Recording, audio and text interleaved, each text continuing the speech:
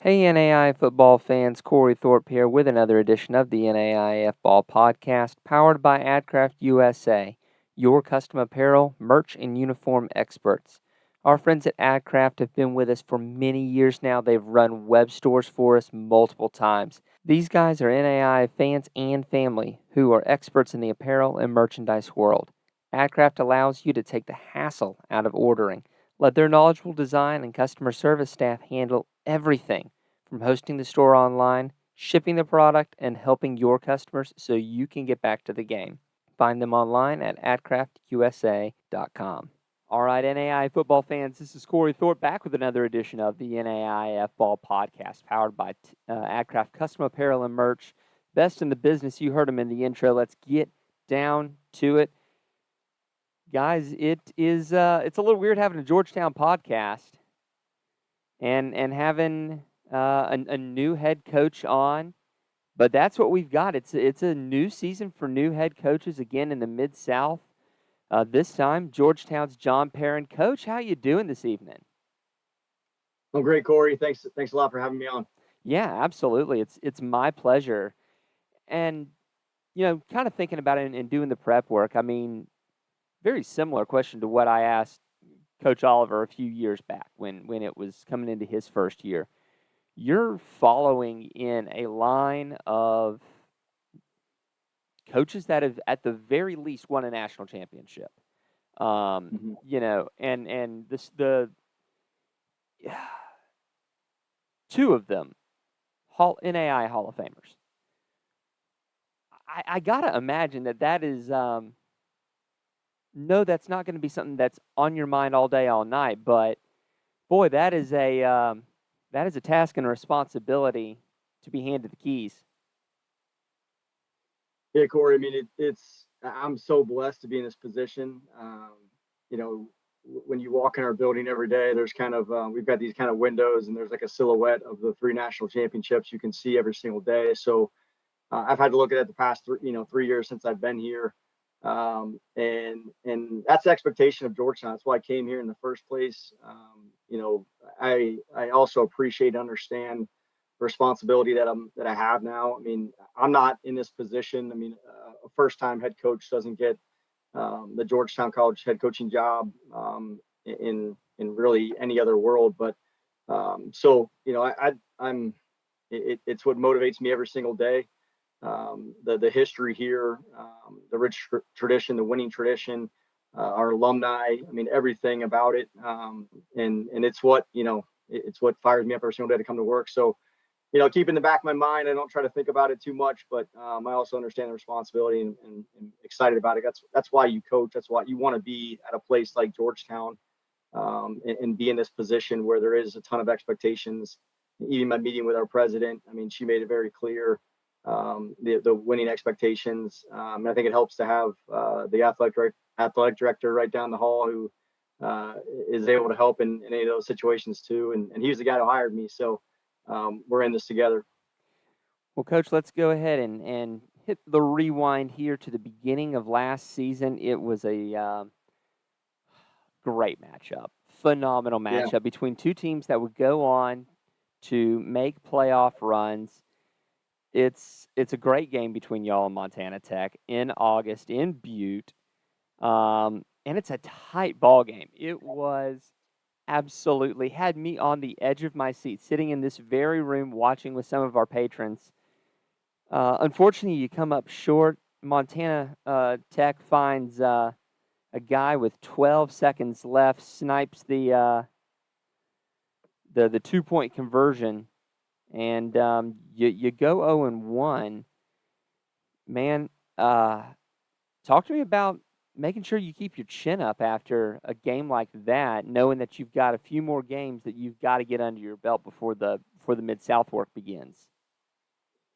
Yeah. I mean, talk about college football at its finest. We go out there to Montana Tech, great atmosphere. I know a lot of people have talked about it. Great game day atmosphere. Opening game of the season. It's Thursday night. Two really good football teams. I think it went probably a lot like how we thought, back and forth. They're extremely well coached, have some great players. And like you said, I think, you look back at that game and all the mistakes you made, and it kills you right now because of we didn't finish down on offense. We didn't finish on defense. I think we were pretty solid in the special teams game, but it comes down to we turned it over and we didn't take it away enough, and we ran out of time at the end. So Yeah, and it's a part of those first four games that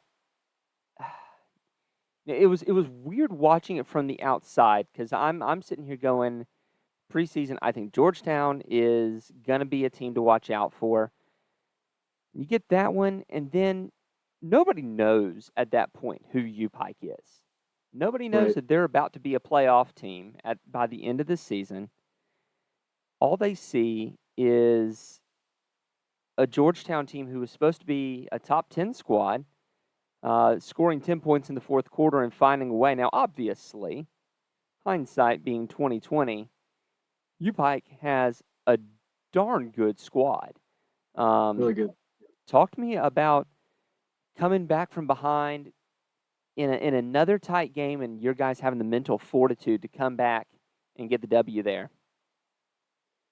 Yeah, like you mentioned earlier, I mean, you didn't have time to sulk in the loss. I mean, we did stay in Butte Thursday night because we didn't fly out till Friday. So you had that 24 hours really once you got back on campus, and then we had to move forward. And really, probably helped that we had an extra day for our team and coaching staff to get away on that Saturday. And then when you came in Sunday, and you had to refocus and knew you're going to play a really good football team. I mean, you turn on the tape immediately and see they're a really good team. They played Campbellsville really tight. And I think Coach Phipps does a great job. We knew the quarterback is super successful. They've got a great scheme. They know what they're very, very, they know their scheme very, very well on offense and do a great job there. And going into that game, I think we just, we knew we were going to give them the best game we could. And I think that it showed a lot about our team that, they go down the first drive of the game and score. And there was really no panic. I think our offense handled it well. And we just knew it was going to kind of probably play out tight, and we were going to have to make a play at the late in the game to win it. And that was, we didn't know that was going to be the rest of our season. But I think it said a lot about our guys, that they're resilient, they're tough, and that you could play a game like you played the week before against a really good high level opponent and lose the way you lose, and then come back and win the way we won. It really, I think, showed what type of team we had, just the mental toughness. And I think again, those types of playing those first two games really helped us the rest of the season. Hey, we're gonna we've been in games, we've been in two tight games, and we've come out on the wrong end on one and the right end on the other, and we were able to learn from both of them, and I think it helped us really again finish the rest of the season the way we wanted to. And then the very next week, uh, I know good and well, and I say this 3 or 4 times in off season, there are no moral victories. Mm-hmm. But you're within one score of a 63 scholarship FCS team, and nothing against these NAIA teams who are out there playing Butler or Stetson. These guys with these Pioneer teams. That's a full 63 scholarship Alabama A&M team. And to me, that feels like the winningest loss that you could have possibly had there. I mean, I honestly think I moved Georgetown up in the poll after that, up in my poll after that loss. Yeah, you might have been the only guy. I don't know that people knew that they were a 63-man scholarship roster, and I mean the running back had come from Michigan State. They had an inside linebacker from Florida State. They were an extremely talented team, and yeah, there is no moral victories. We were just as upset as that one. And again, I think you look back at that game, you watch the film. There were mistakes that cost us from winning the game. We had a chance, and there were a lot of things, injuries that occurred from the first two games, and it makes it tough. I mean, we lost our starting safety, John Carter. We talked about him in the pre-show. He kind of gets injured in pregame, so we're going with a backup. And again, I thought our guys fought. I mean, again, that's what you learn about your team in those first two games. That hey, it doesn't matter who's across from us. We're going to fight and compete until the end. We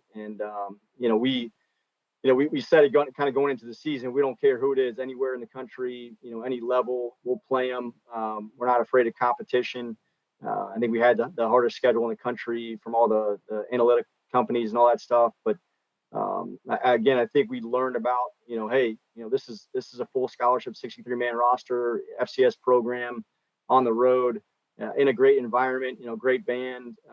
And we took them down. We had a chance to kick an onside kick, at the end of the game to try to go down and score and tie the game and go for two and all those types of things. So again, it really told us about who we were and the type of guys we were coaching, and they were resilient. And we didn't get caught up on the logo of who we were playing or even the division of who we were playing. It was let's just put the ball down and play and execute. And again, I think is a loss is a loss. It was tough, but again, we were able to learn from it and take some from it. Take some things from that game that helped us the rest of the season. And that is 100% the truth, because I could go on and on one score games, honestly, from y'all last season. I'm going to kind of fast forward here to the end, where honestly that St. Thomas win is a huge credit. I mean, you look at the box score and everything's fairly equal: time of possession, yards, quarterback play, number of interceptions, the quality of those interceptions, the penalties, they're all roughly equal. Posed the same question to you as I did to St. Thomas, except for in reverse. That Artemius Farmer kid's a pretty good running back. He's elite. We knew it going into the game.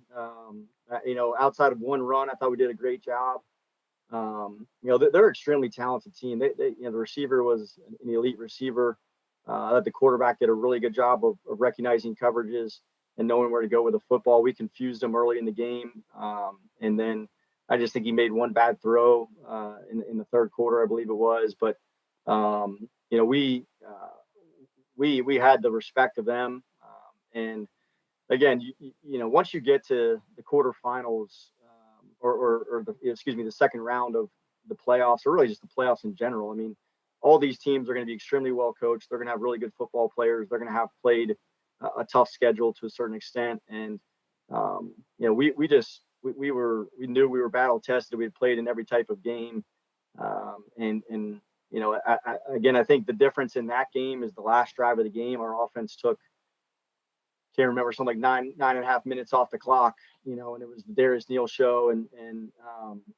I think when you can run the football, when everyone else knows you're running the football to end the game, that's who our identity was last year. And it was really cool to see, especially from the defensive coordinator perspective. I was up in the press box just to watch, how methodical we were and taking, all that time off the clock, because, again, they're explosive offense.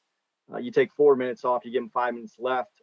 It's going to put a lot of stress on us. And there were so many big plays. I mean, we scored to go ahead and we missed the extra pointer, was blocked. I can't remember, but the ensuing kickoff, the returner's gone. I mean, he's going to go score. And, we got Jack Bradley makes an amazing play, running from the backside and barely clips the dude's ankle and goes out of bounds. And, just all the plays in that game were so massive. We're able to block a field goal and then take all the time off.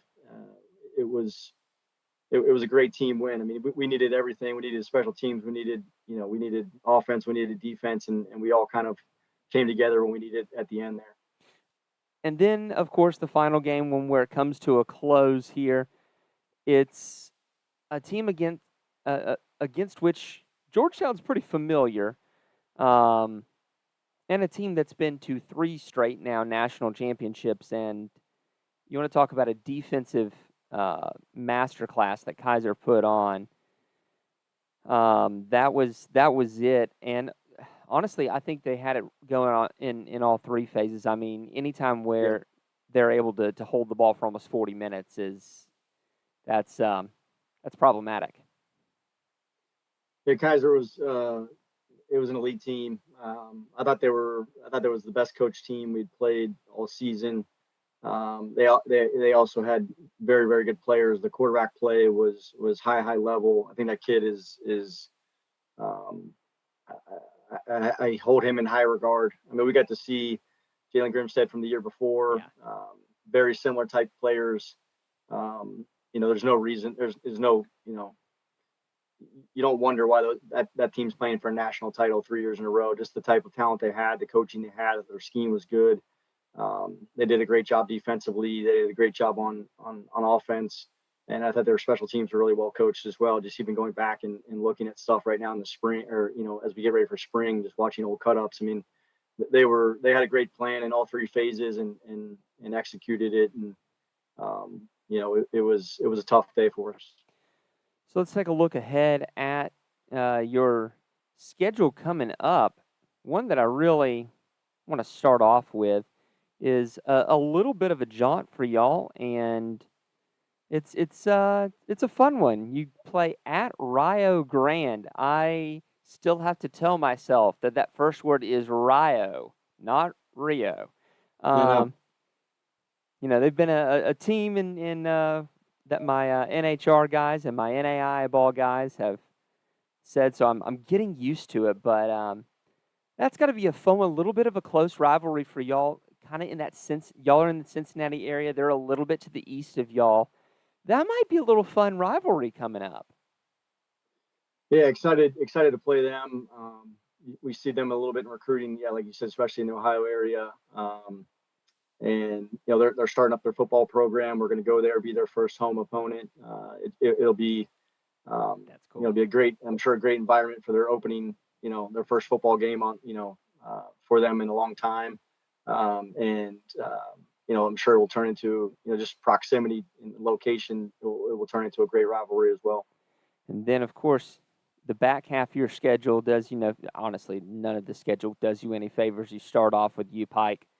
You find yourself at St. Thomas in September. You've got Lindsay and Cumberland in October. At least it's spread out. Bethel and Yeah. Campbellsville in November. At least they're not like murderers rowing them like all at the end or some stuff. It's at least you get some breaks in between. Yeah, I would argue there's some other really good Mid South programs in there as well.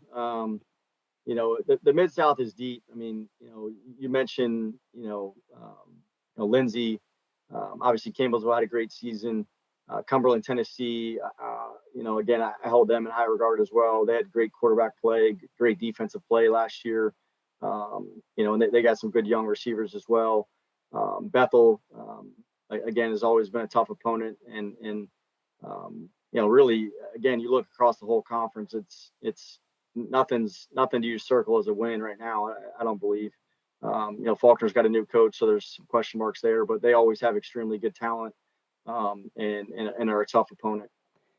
Let's take a look at your guys there offensively. Well, it's going to really start up front with y'all with the offensive line. I mean, you've had a very strong running identity each of the last couple of years, and none of us here are naive to think that you can do that without a good offensive line. Tell me about rebuilding that O line so you can get your guys some holes to run through. Yeah, so I mean, the first staff meeting, with me as the head coach is I told the staff, we're getting ready to go into recruiting. And again, I think it has helped us to see Kaiser, has helped us to see Northwestern these past 2 years because, they were the reigning national champions and then went to the national championship. And for me, just really taking a close look at those two programs because, they're what we wanted to be or where we want to get to.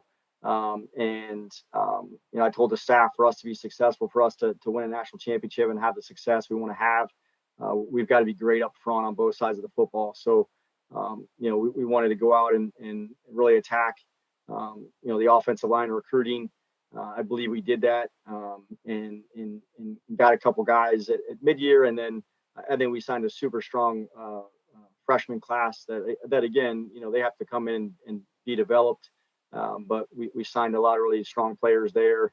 And I have faith in our offensive staff and Alex Stamschroeder, our O-line coach. He's a wizard with getting those guys ready.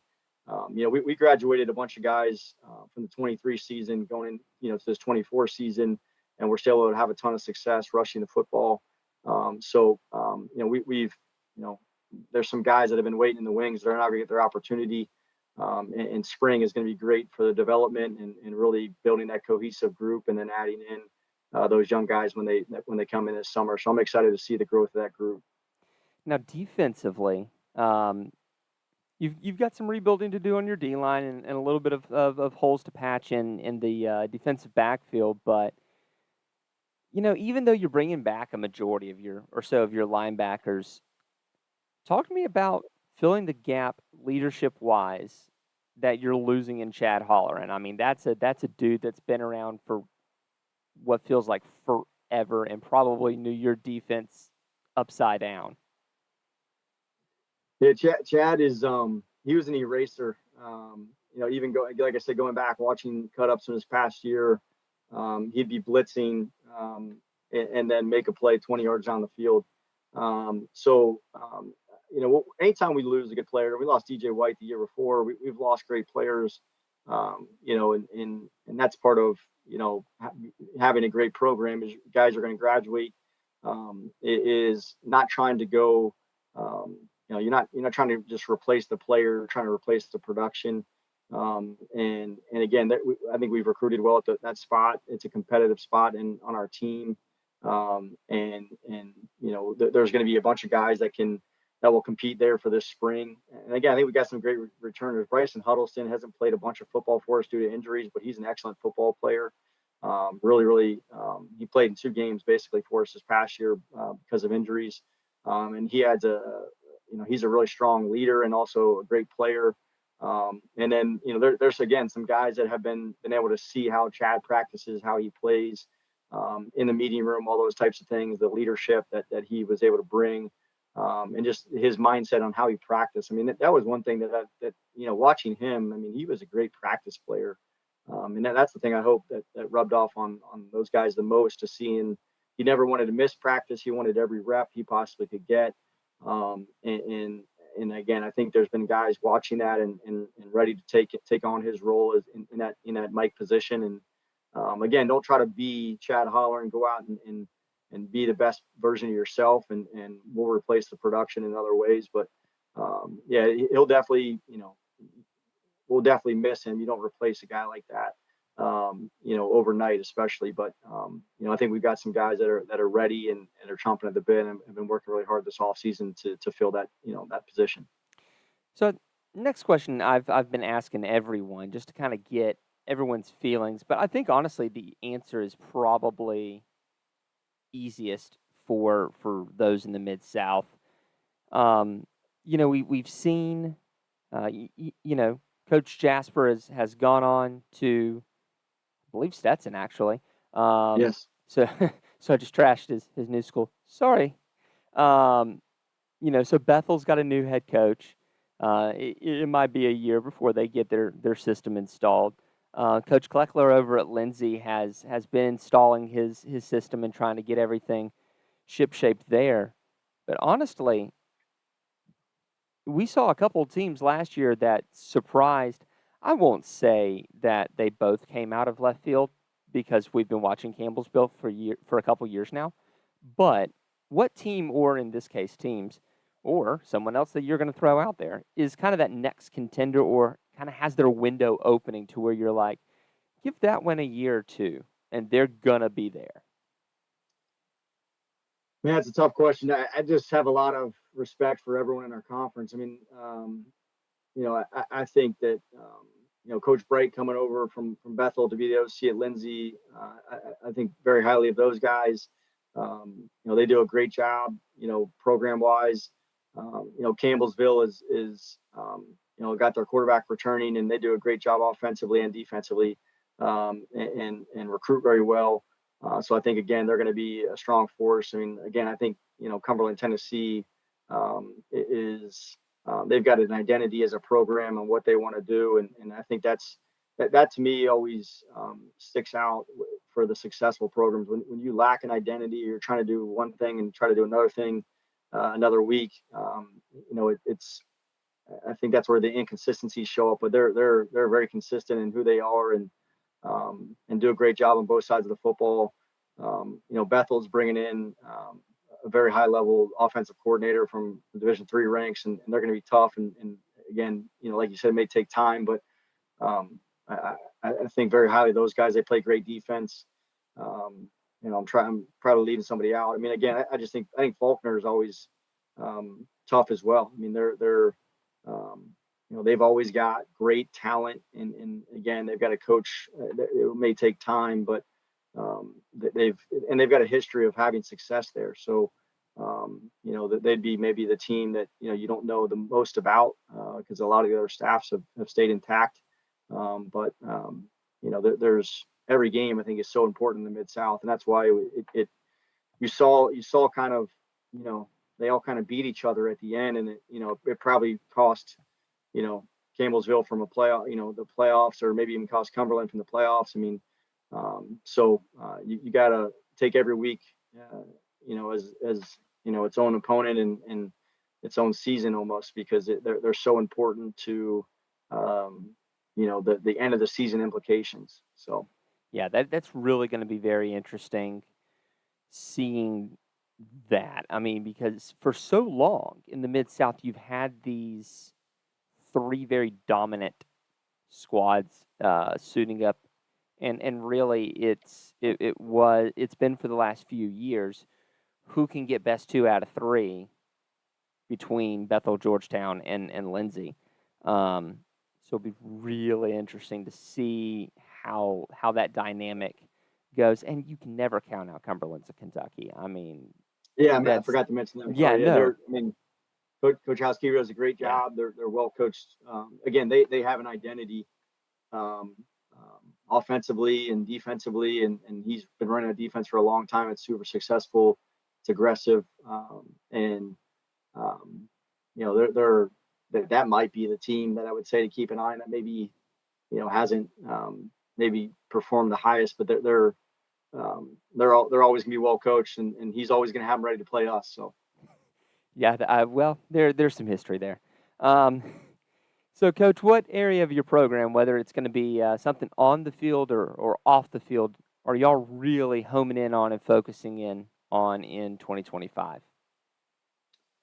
So, big thing we've been talking about is closing the gap. And again, it goes back to really the past 2 years where we've been, the teams we've played, and where we've maybe fallen short. There's a number one team in the country, and we haven't been it the past 2 years. But we've played against that opponent, and we've seen it, and we know what it looks like. And there's a gap between them and us, and even with Grandview winning it all. I mean, there's I haven't seen them yet, but there's a gap between the number one team in the country and us, and we're trying to close it. And big thing we talk about with our guys is not what we're doing, it's how we're doing it. I mean, everybody in the country's, working out, running, going to go through spring practice.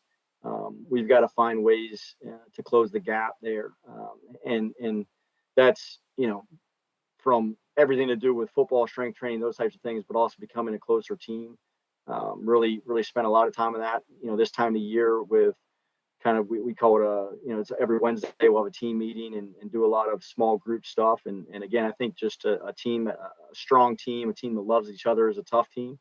And is going to be able to come together in those moments, late in games or late in the season when, everything matters. So we spent a significant amount of time on really developing the entire student athlete this time of year. But everything goes back to closing the gap, right? You want to close the gap on even, if you're trying to shoot for a 4.0 and you're a 3.5, we're trying to close that gap. We're trying to close the gap on making an impact in the community. Wherever the best is in the country, we're trying to get better at that, and and all the things that go into playing football as well. So that's a big thing we've been talking to our team about.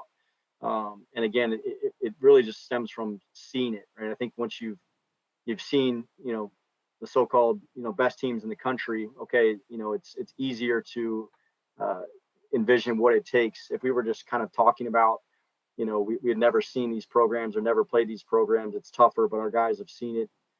We've been there and haven't performed the way we wanted to perform. So we've got to find ways to close that gap between the number one team in the country and us. And that's really where we're making a big push. Coach, thanks for coming on the show tonight. It's always a pleasure to get to talk with you. I guess one last thing before you go. You're a Cincinnati guy. How many ways do you take your Cincinnati style chili? I'm a big I do 2 conies. So I like this is my order. I go 2 conies, mustard mustard and onion, and then I do a small 3-way, and then I always got to get the side of oyster crackers and take a little bit of the extra cheese, put it on the oyster crackers, dump some of the hot sauce in there. So they opened a Skyline in Georgetown here. Snap. About a year ago. So I told, I will tell every visiting team, we'll pay for your pregame meal if you guys have it at Skyline. So Look, I'm a Florida kid, and I love Cincinnati style chili. I've been converted. It is not weird to eat chili. It's not chili. It's Greek spaghetti. It's not weird to eat it like that. I love the stuff. So thanks for coming on the podcast, and we'll see another interesting Mid-South season. I'm really looking forward to it. Thanks, Corey.